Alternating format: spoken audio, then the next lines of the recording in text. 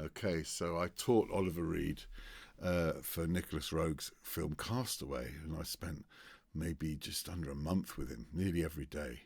And I had the best time, but wow, he was a character. What are you talking about, Simon? You talking to me, boy? That was the kind of vibe all the time. So Oliver would play like practical jokes all the time, and he was completely kind of wild. And as the day went on, he got more and more drunk, and he'd say things like this: "Simon, you're going to have to stay here tonight because Pig has drank too much and he won't be able to drive you home. But you better not fuck my wife." I go, "Of course I wouldn't dream of doing that." He says, "Well, don't you find her attractive? What's wrong with you, boy?" I said, "Who's Pig?" Pig's the driver. He's working class. He's cool. I call him Pig. Can't take his drink, can he? Can't take it. Anyway, let's go to the cider shed. The cider shed? Yes. What is that? It's a shed where I keep my cider in barrels, and it's 100 years old, and there's mould floating in it. Oh, right, okay. So one time, he had his little tiny terrier dog, I think it was, and it was grey and it was molting, and he grabbed it and pulled all the hair out and put it in a little plastic bank bag. I said to him, "What on earth are you doing?" And he said, "You'll see, boy, you'll see. You'll see tomorrow. Oh, yes, I have a plan." And so the next day we're at Elstree Studios, and he's having his hair bleached. Not just on his head, all his hair. And because it had to be bleached, because the part he was playing of Gerald in the film had red hair, so they bleach it first and then. Anyway, so I get there because I'm meant to be with him all the time, teaching him bits of sleight of hand. So it's very early in the morning, and it's like 6 o'clock. He's already been in makeup an hour, having his bleaching done. He's got his genitals in a plastic bag, and it's really, he looked terrible. I said, "Oh, morning, boss, how are you?" He goes, "Morning, Simon, you Jewish homosexual cunt." I go, "Well, that's not very nice." He says, "So what? I don't care, boy, I don't care." I said, "Well, look, I'm not really Jewish because my dad was Jewish. My mother wasn't Jewish. I'm an honorary Jew, I suppose. And homosexual, I'm not sure. I tried it. It wasn't for me." "Yes, haven't we all, boy? Haven't we all? Didn't you see me with Batesy wrestling naked with our bollocks flying around? Well, at least his anyway. I mean, I've only got a tiny little penis. Have you seen it?" I said, yes, you've shown it to me 6 times already. And you've got it out in pubs and stood on the counter and waved it. "Hi, I'm Ollie Reed. Have you seen my cock? It's tiny." "Yes, that's enough of that." Right, so anyway, I said, "Anyway, you're right. Shall I get you a cup of tea?" "Only if it's a magic cup of tea, Simon." So, and got him a coffee mug, a big coffee mug full of neat gin. Right, this is like 6:30 in the morning, something like that. And he drank all morning there, and he didn't have to act or be on set because he was having his hair dyed, there. So Oliver had been drinking all morning, and around lunchtime, just before we went for lunch, he said, "Simon, I've been drinking a lot all morning and I haven't had one slash." I went, "No, you haven't." He said, "Right, I bet you I can fill up this highball glass 7 times with my piss." I go, "Really? I don't think you could do 7 times. I think you could probably do 3 or 4. But that's that's 7, that's 3.5 pints. I don't know. But I'll bet you." "All right." "Okay, £50. Yeah, £50, it's a deal." So he said, "Come with me, boy. You've got to witness the pissing." And we went to the gents, and he stood up at the urinal and started peeing into this glass.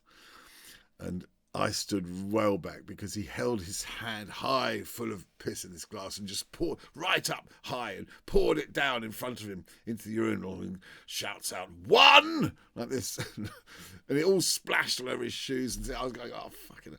So he carries on. He just carries on pissing into the glass, but he couldn't stop pissing in between. So there was quite a lot of wasting, I think. So he carried on. He strained for the 3rd glass, and he couldn't get them all. And so he went, "You bastard." He said, "You won." I said, "Here's £50. I would have done it if it wasn't for the spillage." And then he said, come into the cubicle with me, boy." I went, "What?" No, come on." No, I don't think so. Come on, but don't worry about it. I'm not going to do anything dirty. I'm not interested. And I go, all right. So you say. So we stood in this tiny cubicle. You imagine Oliver Reed's a big fella, and I'm not a big fella, but bloody hell, it's to stand in a little tiny men's cubicle in the toilets with Oliver Reed isn't something you'd expect to do. There's not a lot of spare room, so he gets the little bag of dog hair out of his pocket and starts pushing it into his own hair, which is now grey and all messy and sort of just sort of how you imagine after someone had just woken up, really. So he's putting all this dog, lodging it into his own hair. So I go, Jesus, what on earth are you doing? He goes, you'll see, boy, you'll see. I have a plan. I go, okay. So we go through to lunch. So he always hung out in the, well, it's a bar, really. So he hung out in the not the posh bar, which is where the sort of producer directors hang out and, that lot of executives, but the kind of bar where the chippies hang out. And he used to like to hang out with working people, That was his tribe. That's what he really enjoyed, and the chippies and the scene painters and the sparks and the prop people. And he'd go in there and he stood against the bar and he goes, everyone have a drink on Ollie, like this. And they all went, hey, and everyone go to the bar and they got a drink or whatever. And as he's chatting away, and I'm sitting out the way, I'm sitting nearly by the door on a kind of long couch thing against the wall, banquette, I think they call it. And he, as he's talking, he's flicking his head around a bit and these bits of hair start coming out onto his shoulders, Someone goes up to him and says, oh, Mr. Reed, I think the sort of hair sort of falling out a little bit there. He goes, what do you say? What are you talking about? Oh, rubbish, go away. Fuck off. And someone else comes up to him and says, look, this is definitely, because he's really flicking his head around now. It's all going all over his shoulders and things. And someone says, yeah, I think your hair's falling out, Oliver. He goes, what do you mean my hair's falling out? Don't be stupid, boy. And he pushes his fingers through combs his fingers through his hair and pulls them up in the air, looks up at all this grey hair between his fingers and just goes, oh my God, my hair's falling out. I'll be bald. Like this. And it was like the whole place went silent and people sort of running around and, oh God, no! Get the producer, get director, get Nick, get everybody, help me! It's an unbelievable scene. And so now Nick Roeg, the director, and one of the producer guys comes running in there, who's, I won't say his name, but he was a bit of he wasn't very nice to some of the staff, he was always nice to the stars, and but some of the sort of lowlier people, he was quite sort of nasty with and sort of short, and rude. And he comes over and he goes, they both go. And Nick Roeg comes in, sits next to me and goes, what's going on? I said, just sit with me and it's a joke. He said, yes, I'm sure it's a joke. That's what he's like. And the producer went up to Oliver and said, my God, I'm so sorry. We'll sort this out. I'm just so sorry.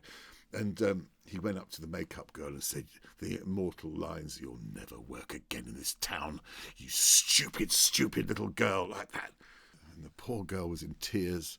And I mean, she'd done movies for some time, but she was fairly young, I think. I mean, and it was not a great thing. And the producer wasn't nice to her, and it was all a bit unpleasant and weird. And then Oliver left it probably maybe 2 minutes, if that, and then shouted out, it's all right, everybody, it's just a little jape. It's just doggy hair. My little terrier's molting, you see, and anyway, ha ha ha. And the producer comes up to him and says, oh, I'm so relieved. And he's like really red in the face and pissed off. And Oliver says, I think you better go and apologise to the girl, don't you think? Yeah? And the producer has to go over there and humbly apologise. And he sort of walked out with his tail between his legs, and he sort of was less unpleasant to people after that. So that's an example of Oliver's incredibly complex machinations he'd go to sort of do good in a way. But wow, the way he went about it was unbelievable.